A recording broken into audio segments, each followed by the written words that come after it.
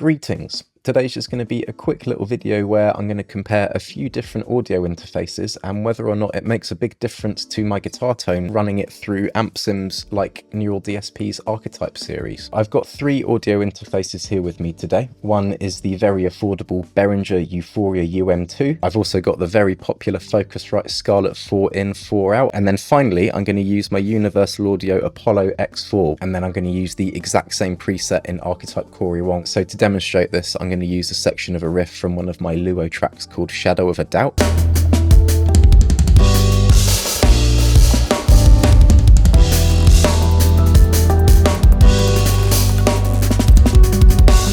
I'll be recording all of these at 44.1 kilohertz, and with the exception of the Behringer, which can only record up to a maximum resolution of 16-bit, for the rest of these I'm going to be recording at 24-bit. So let's find out if it does actually make any difference or not.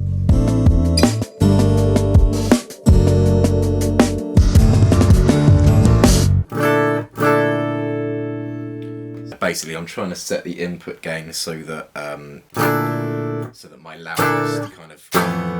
my loudest strumming is just about kind of hitting the threshold of where that goes into clipping, basically. So just before that, essentially. So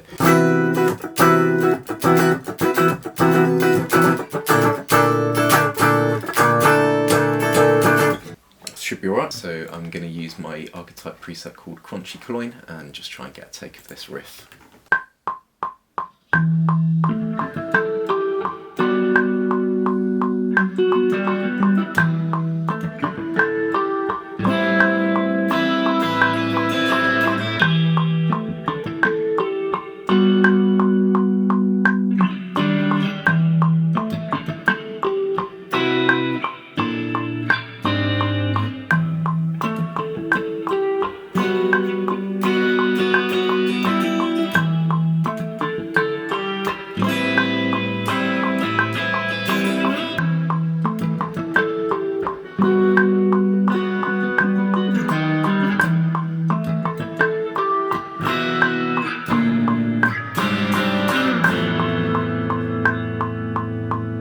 So I've got all my recordings laid out here in Logic. I actually did an extra one with the Apollo recording in at 192 kilohertz. So just because the Apollo can do up to that crazy sample rate, I was curious to see if recording in at that would make any difference to the tone I'm getting. And yeah, just doing a visual inspection of the waveforms, you can sort of visibly see a difference in them. And you notice the most difference particularly at the kind of loudest strumming moments over here. And with the Behringer, it basically looks like it's been squared off or chopped off and compressed or clipped a little bit compared to these others where you can see that they've got these bigger peaks, despite the fact that I've tried my best to kind of volume match them all to be the same.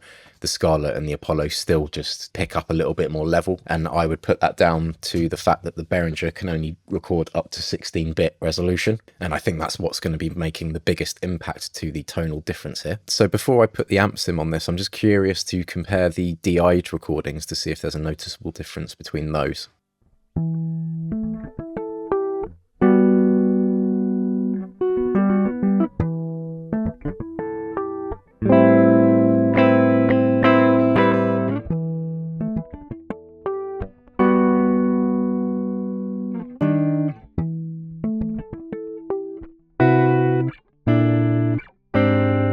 So there's definitely a difference. Let's just compare that kind of loudest moment over here as well. So ugh, that is some nasty clipping on that.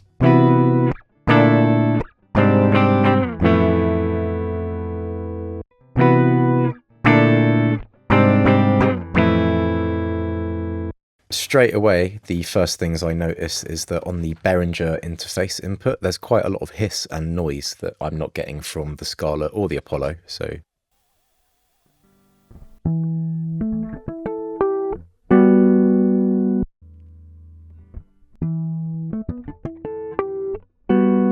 yeah, that kind of background noise and stuff will be really unhelpful if I want to use high gain tones or distortion in the amp sim plugin later, or the compressor, for example, because that's just going to bring out even more noise. So that is probably going to affect things in a bit. And then also this horrible moment of like, so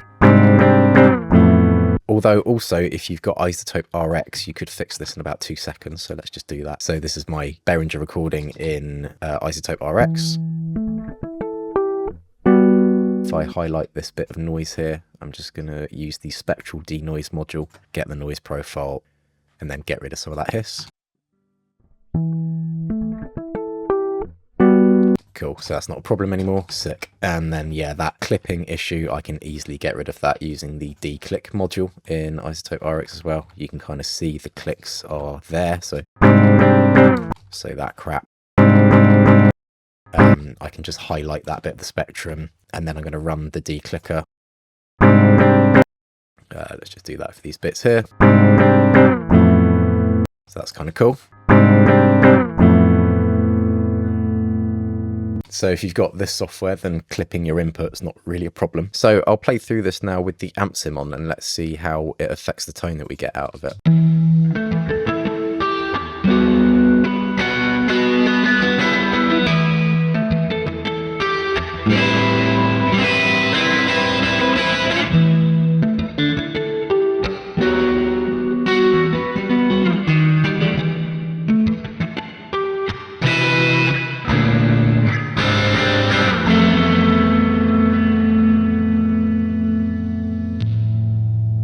Okay, so that was pretty interesting to listen back to, I think. And yeah, what I notice is, obviously for me, maybe it's no surprise, but the Behringer is the worst one of the lot.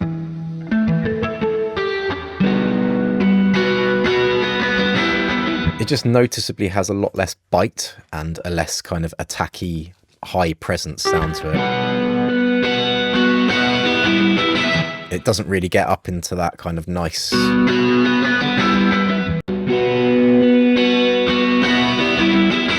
So that is quite noticeable, the difference there.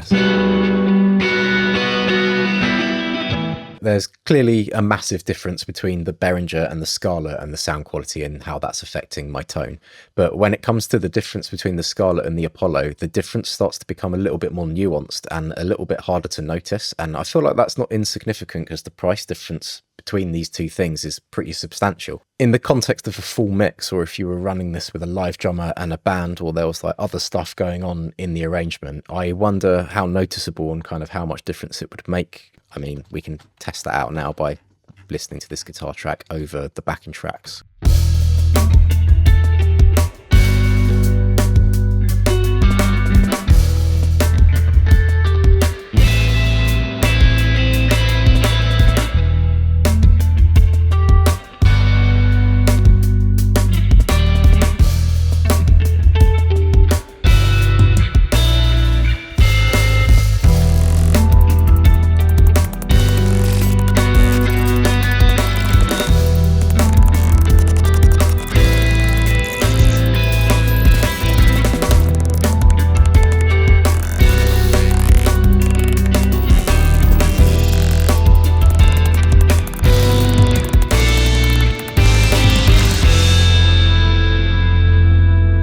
One thing that I've not mentioned is that the Apollo has got this kind of crazy tech in it where basically I can remodel the preamps. For example, what I've just done there is put on this emulation of a Neve 1073 onto the preamp section of my interface. And that will actually physically change the input impedance and change a bunch of like other crazy electrical settings to do with the components inside that I don't fully understand how it does it. It will essentially physically change stuff on the inside of this to make it more closely model a Neve 1073. So it's kind of got that going for it. And you can also do things like add EQ or compressors to your signal while it's on the way into your DAW or before it hits something like archetype Corey Wong. So you could do things like EQ your guitar, or you could, for example, put a compressor on something like that. In the case of a part like this, where it's pretty dynamic and you've got these pretty quiet harmonic picked parts and then these big loud strummed chords, you could argue that putting a compressor on that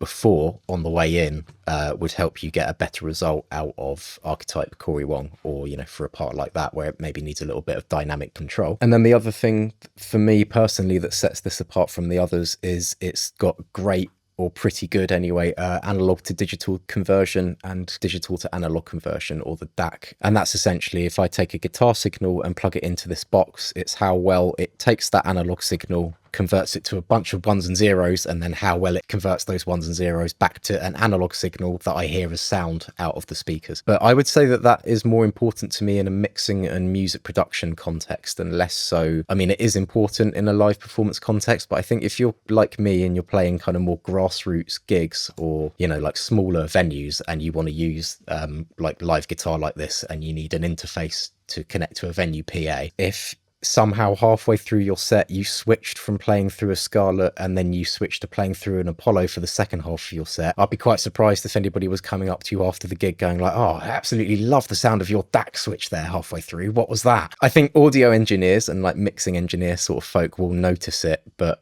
I don't know if the average person would notice a difference between the DAC playback thing. But for what it's worth, I use the Focusrite Scarlett as my gigging interface, which is what I take on the road with me, and that is because obviously I don't mind as much if this gets a little bit beaten up or whatever. And then the Apollo is basically my home studio interface and brain that I use for recording and producing music and mixing as well. But if I wasn't doing any of that and I was only interested in using this for the context of playing live guitar with it, then I might think a little bit differently about it. So that's kind of where I'm at with this. I feel like if you're a guitarist who's considered maybe upgrading from something like a Scarlett to an Apollo, maybe hoping that suddenly the Apollo is going to make your guitar sound a hell of a lot better or substantially different just because of the preamps or something kind of magical. For me, it does improve things, but it's more of like a subtler incremental thing that would add up more in a kind of recording situation, I personally think. And it's less of like an immediate, oh wow, I can actually hear a massive difference between those two things. Do you know what? After I've edited this video and listened to this all back, this isn't really quite as conclusive as I would have hoped it to be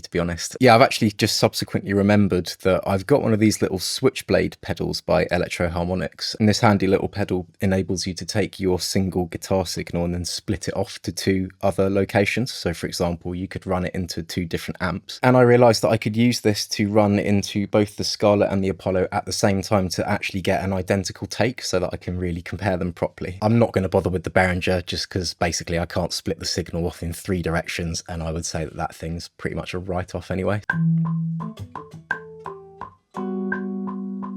Okay, so it's the same deal again. I've set both of these up on track alternatives so I can instantly switch between them, and now that these are actually identical takes and recorded within 0.1 of a dB of one another, let's see if this actually, I think this is a bit of a fairer test, and let's see if we actually hear any difference between these two interfaces now. So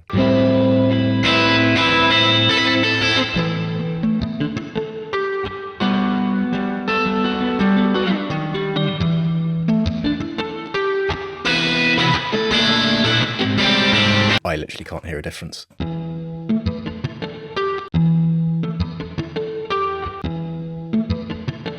It's the same.